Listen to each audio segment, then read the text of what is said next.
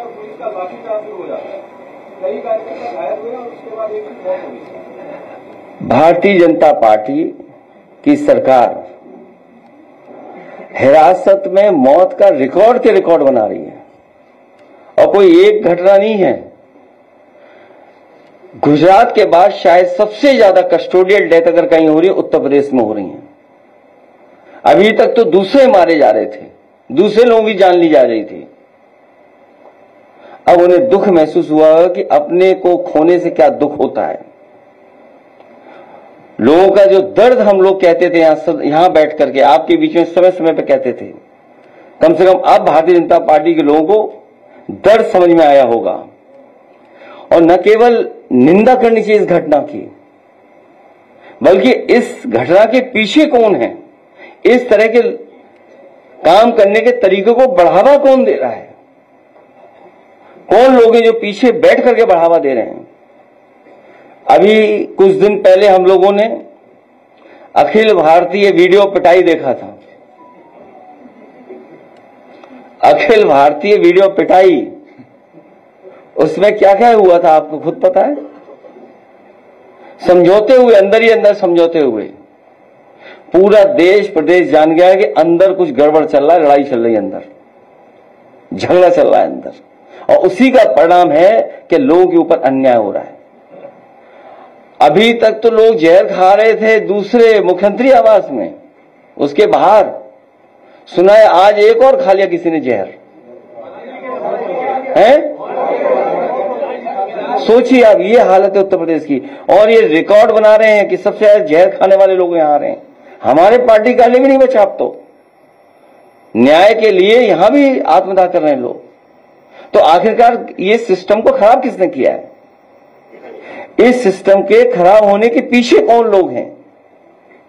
मैं अपने चैनल भाइयों से भी कहूंगा कि आप भी थोड़ा निष्पक्ष हो जाओ। अगर आप लोग थोड़ा बोलने लगोगे, एक दिन में सरकार सुधर जाएगी। किस पे एफआईआर हुई? इसलिए मैं जानता हूं कि आप लोग भी इस प्रयास में लगे हुए कि सरकार जाए।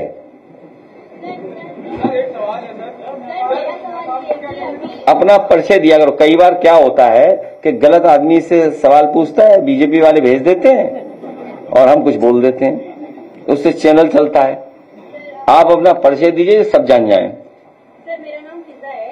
सर, अगर हम कुछ चीजें रिलेट करते हैं तो सर अभी आसाम में लगातार धरना प्रदर्शन हो रहा है, और अगर देखा जाए तो जन जनरेशन इसमें ज्यादा सक्रिय है। सर, रिसेंटली अभी नेपाल में भी वो सरकार के खिलाफ प्रदर्शन किया और ओली ने वहाँ पे इस्तीफा दे दिया। उससे पहले बांग्लादेश और श्रीलंका में भी ये हो चुका है। तो सर, आपको क्या लगता है कि अगली बारी भारत भी होने वाली है?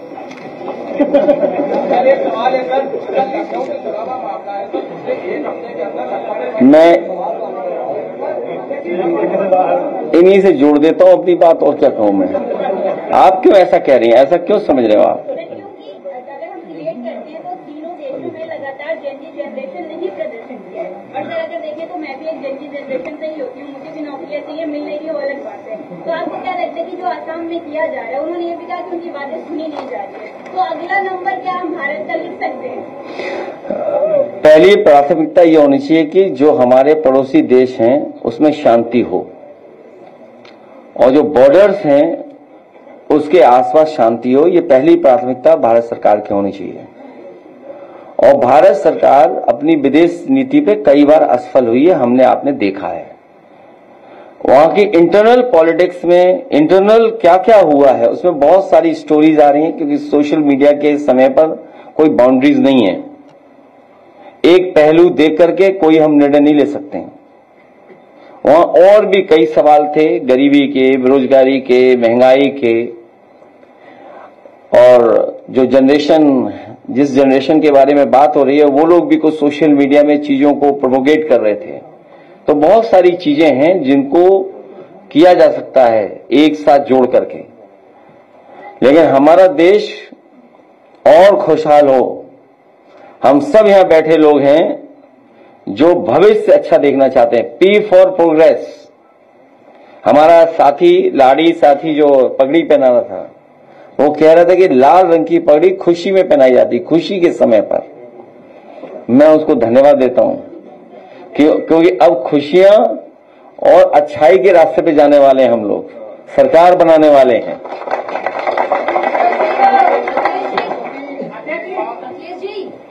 अखिलेश जी, मैं साधना यादव, मेरा सवाल आपसे ये है कि यदि आप सत्ता में आते हैं तो सिखों के लिए आपकी घोषणा पत्र में पहली प्राथमिकता क्या होगी? इतने चैनल कहां से खुल गई है सब?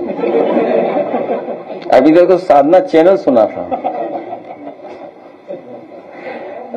इनके विशेष जो है धार्मिक, सामाजिक, आर्थिक और किसान का सवाल, इनकी खुशहाली का सवाल, इनके सम्मान का सवाल, हम तमाम पहलुओं पे इनके साथ खड़े दिखाई देंगे। इनके दुख दर्द में, इनकी परेशानियों में, और जो पीड़ित होगा, दुखी होगा, अपमानित होगा, उसके साथ समाजवादी पार्टी पीडीए खड़ी दिखाई देगी।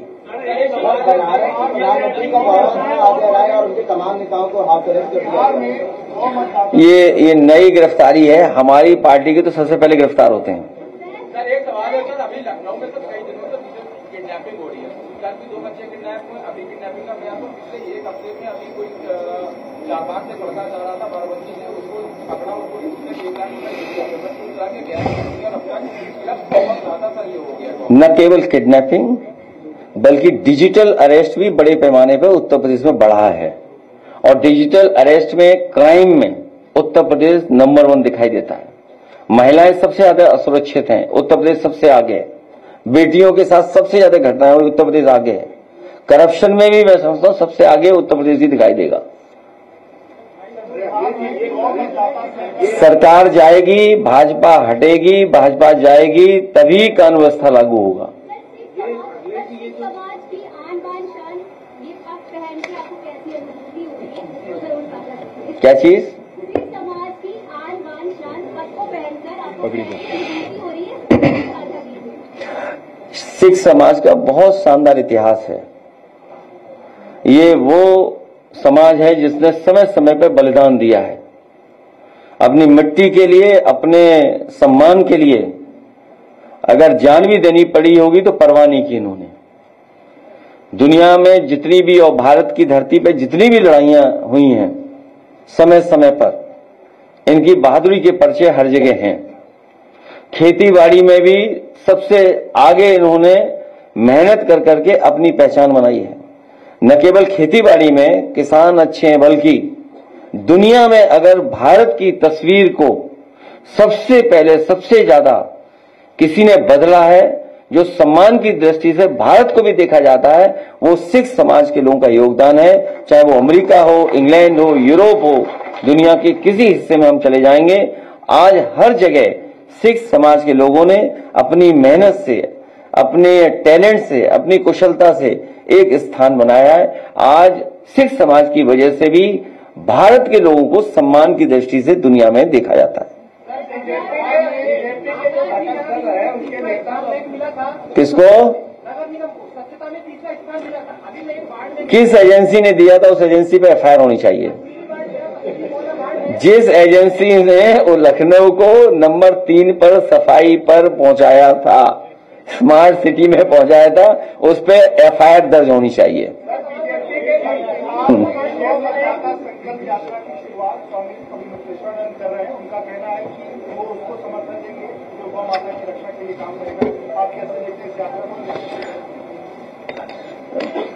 हम तो हर एक अच्छे काम को जो बीजेपी को हटाए उसके साथ हैं।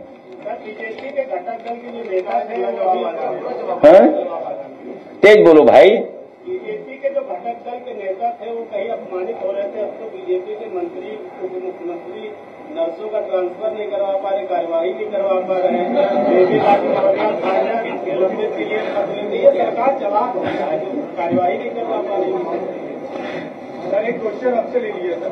हाँ अच्छा, सच्चाई तो ये है, ये साथी जो कह रहा है, अभी आपने ये जो साथी कह रहा है, अंदरूनी लड़ाई का खामियाजा हम और आप उत्तर प्रदेश की जनता क्यों भुगते हैं? जो अंदरूनी युद्ध चल रहा है, अंदरूनी लड़ाई चल रही है, उसका खामियाजा हम और आप क्यों भुगते हैं? करप्शन पीक पर है। सोचो, करप्शन पीक पर है, अधिकारी मनमर्जी कर रहे हैं। अब तो शायद दुख दर्द समझ में आया होगा बीजेपी को क्या दुख दर्द होता है। याद कीजिए वो समय जब बैंक डकैती में एक फर्जी फेक एनकाउंटर हुआ था, जौनपुर में एक यादव का फेक एनकाउंटर किया था, और उसके बाद सोचिए सरकार ने उस फेक एनकाउंटर को जस्टिफाई करने के लिए अपने स्वजाति छत्री भाई का भी फेक एनकाउंटर किया था। इस सरकार से क्या उम्मीद करोगे आप? वो घटना तो आपको याद होगी। कानपुर में बीजेपी के विधायक महेश त्रिवेदी ने, आप करप्शन की बात करते हैं, उन्होंने स्वीकार किया है कि ईमानदारी से 10% करप्शन विधायक और पंचायती राज में 60%। और लखनऊ में जो रोड बनी, आप ही के अखबार में मैंने पढ़ा, चमचमाती सड़क 400 करोड़ की, उसमें सब गड्ढे हो गए। बुंदेलखंड तो प्रधानमंत्री ने उद्घाटन किया था, दूसरे दिन बह गई थी सड़क। ये सरकार ने जो टैरिफ लगाया है, सांसद है तौहीद वालिया, वो एक इंटरव्यू में बोलते हुए नजर आ रहे हैं, अपनी पार्टी के ऊपर वोट चोरी का, वोट का आरोप लगा रहे हैं। क्या आपको लगता है कि आप लोगों के इस अभियान के बाद अब बीजेपी के अंदर भी इस तरह की आवाजें उठने लगी? ये बड़ा सवाल है और इलेक्शन कमीशन को ये बात सुनिश्चित करना चाहिए। ये इलेक्शन कमीशन की जिम्मेदारी है कि इस तरह का वोट चोरी कहीं ना हो, वोट डकैती कहीं ना हो। हालांकि जिस इलेक्शन की वो रेफर कर रहे थे वो अलग इलेक्शन है, लेकिन पूरा देश जानता है और आपने बड़े करीब से देखा यूपी का, जब ये वोट चोरी से नहीं जीत सकते थे तो सोचिए रिवॉल्वर निकाल करके इन्होंने वोट रोका, अपने स्वजाति लोगों को पोस्ट कर करके। उस समय जितने भी प्रिसाइडिंग ऑफिसर्स बने थे, जितने भी चुनाव से संबंधित अधिकारी पोस्ट हुए थे, क्या मुख्यमंत्री जी ने अपनी स्वजाति के नहीं पोस्ट किए थे? कुंदरकी का चुनाव हो, डीएम एसपी कमिश्नर को क्या निर्देश नहीं थे? सोचिए कोई पॉलिटिकल पार्टी, हम शिकायत करते रह गए, 77% वोट पाए हैं पढ़ने वाला। रामपुर का चुनाव हम लोगों ने देखा, छीन लिया चुनाव, शिकायत करते रहे। मीरापुर का चुनाव और अयोध्या के चुनाव में एक व्यक्ति पकड़ा गया था, वो एक मंत्री का साथी था। 5000 लोग आए हुए थे अयोध्या के चुनाव में, सोचिए आप, बाहर से लाए गए थे, अमेठी से, तिरोई से, वहां से गए थे लोग। जो पकड़ा गया था व्यक्ति वो खुद स्वीकार कर रहा था कि वो मंत्री से फोन मिलाई है। पुलिस का इंस्पेक्टर होशियार था, उसने बस फोन को काट दिया, लेकिन सच्चाई उसी से में खुल जाती। मीडिया में बोला था सर, उसने नाम लिया था। नहीं, मीडिया में बोला था, लेकिन इंस्पेक्टर बड़े होशियारी से बचाव करके ले गया। तो ये डकैती हो रही वोट की। जो बात मैं कहना चाहता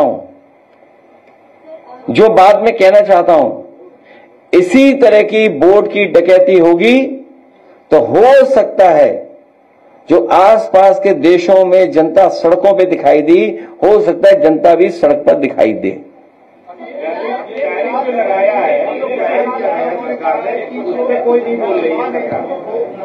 टैरिफ भारतीय जनता पार्टी के मुंह पे लग गया है।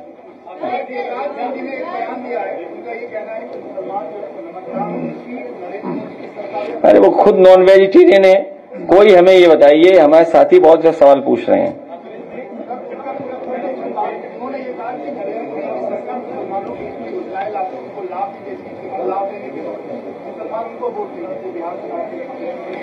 हमारा तो उनसे एक ही सवाल है, क्या सनातन के लोग नॉन वेजिटेरियन खा सकते हैं कि नहीं खा सकते हैं? बस इतना बता दें हमें।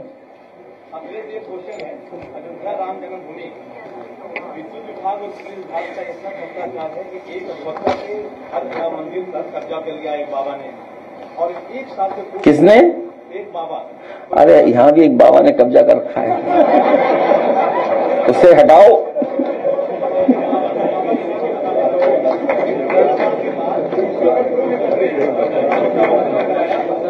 अरे तेज बोलोगे तो आवाज बसी पहुंचेगी नहीं, हमें यही बाबा समझ में आएगा, एक बगल में है। तेज बोलो।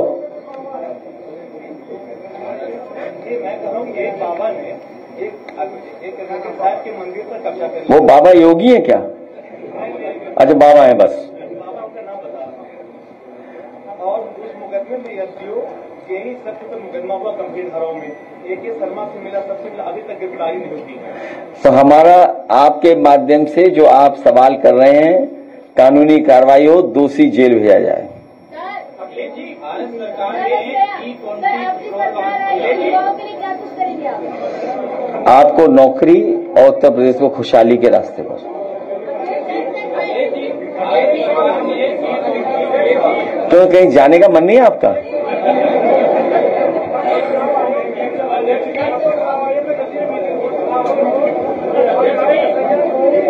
क्या चीज?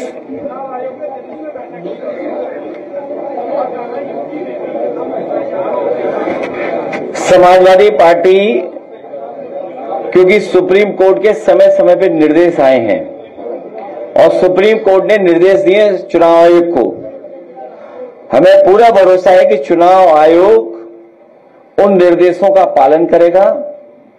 चुनाव आयोग भारतीय जनता पार्टी का जुगाड़ आयोग नहीं बनेगा। जो चुनाव आयोग की जिम्मेदारी है कि सही वोट बढ़ना, गलत वोट नहीं बनना और निष्पक्ष चुनाव हो, ट्रांसपेरेंसी लाए। हमें उम्मीद है कि टेक्नोलॉजी इतनी है, आधार भी है और तमाम सुविधाएं इलेक्शन कमीशन के पास हैं, तो वोट पूरा बनेगा, कोई छूटेगा नहीं और जब वोट पड़ने का समय आएगा तब भी निष्पक्ष चुनाव होगा।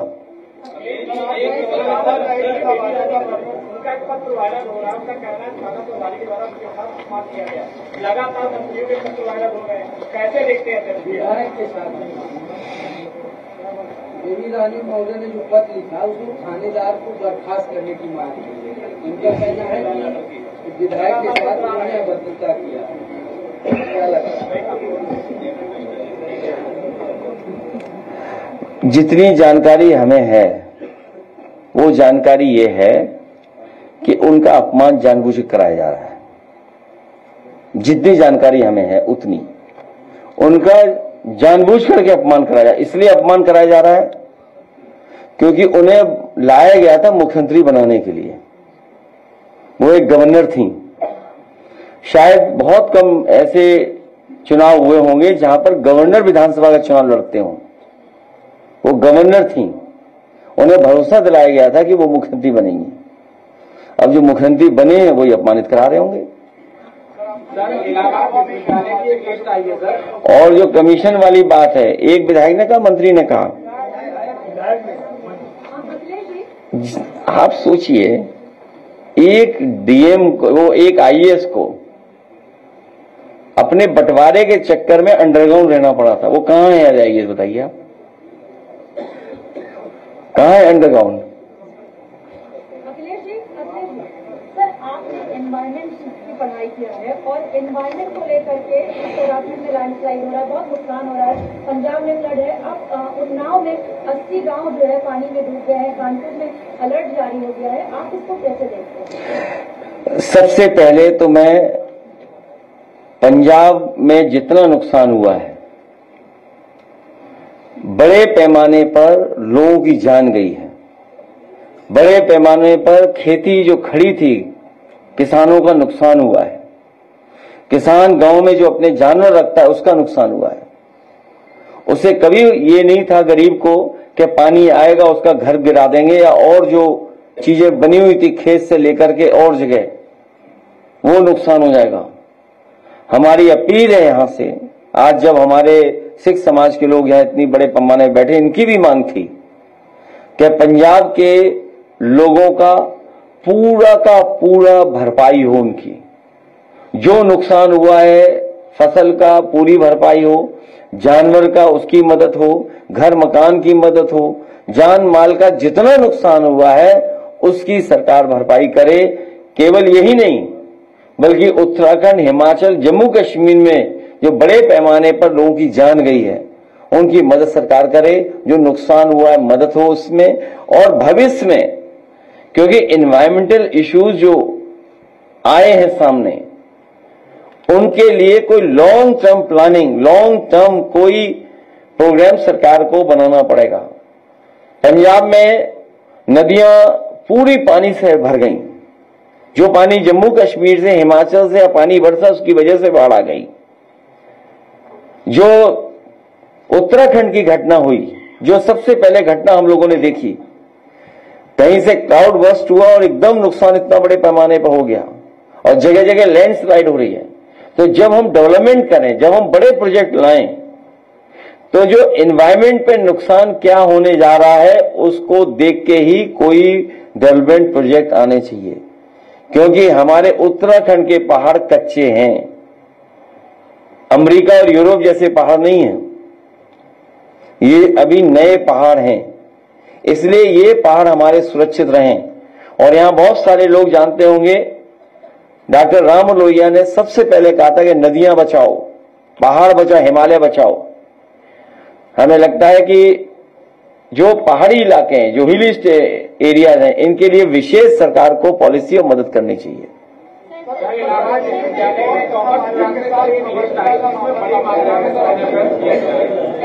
एनएफएस नया प्रोग्राम है, ये बीजेपी जाएगी तभी एनएफएस से बचेंगे।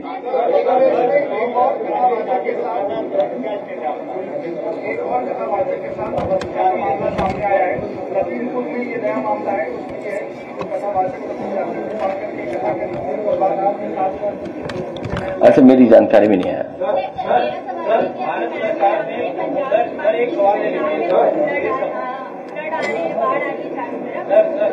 चुनाव से पहले जाति जनगणना क्या स्टैंड है?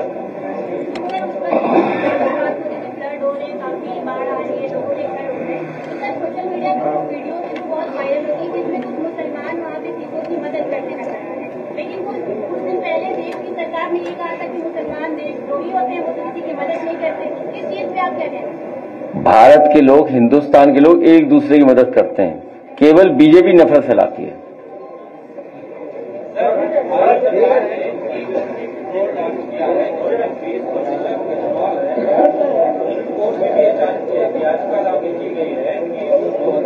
से पहले की जो गाड़ियां हैं वो खराब हो रही है T20 से। नितिन गडकरी जी ने कहा कि पैसा दे करके हमारे खिलाफ प्रोपेगेंडा चलाया जा रहा है। ऐसे 2023 से पहले की गाड़ियों का क्या होगा? इथेनॉल जो उत्तर प्रदेश में भारत में उत्तर प्रदेश सबसे 1 नंबर पर है इथेनॉल बनाने में, तो फिर गन्ने का मूल्य क्यों नहीं बढ़ रहा? ये बहुत अच्छा टेक्निकल सवाल पूछा इन्होंने। बीजेपी का बस चले तो गन्ने से सीधा इथेनॉल बना दे, चीनी बनाए ना। अरे ब्राजील में बनता है, मैक्सिको और देशों में बनता है। तो ये सरकार मुनाफे की तरफ ज्यादा जाती है, जहां इन्हें मुनाफा मिलता है उस तरफ जाते हैं और मुनाफे को अपनी जेब में रखते हैं, बांटते नहीं है। यही झगड़ा है। हम चाहते हैं हमारा किसान खुशहाल हो। अगर गन्ने से या गन्ने के प्रोडक्ट के बाई प्रोडक्ट से कोई लाभ मिल रहा है तो उसको शेयर किसान को मिलना चाहिए। लड़ाई बहुत पुरानी है, ये लड़ाई बहुत पुरानी है। जो मुनाफा कमाया जा रहा है उसका बंटवारा किसानों को हो, किसानों को लाभ मिले उसका। सपा के वरिष्ठ नेता आजम खान साहब को हाईकोर्ट से बताया कौन? प्रदेश में है और पंजाब में आप देख ही रहे हैं। जितनी आपने बातें की होंगी, क्या अभी आप आगे और काम करें जिससे इनके द्वारा कई बातों का निस्तारा हो? जितना भरोसा आपको है कि अगली सरकार बीजेपी की नहीं बनेगी, उससे ज्यादा भरोसा सिख समाज को समाजवादी पार्टी पर है। और इसलिए हम बता रहे हैं, आप समझ नहीं पाए बात को। हमारे सिख समाज के लोग जानते हैं, अगर सदन के मेंबर भी नहीं हैं तब भी कैबिनेट में एक सिख समाज का व्यक्ति शपथ ले सकता है। अगर ये किसी ने करके दिखाया है तो नेताजी और समाजवादी पार्टी हम लोगों ने करके दिखाया है।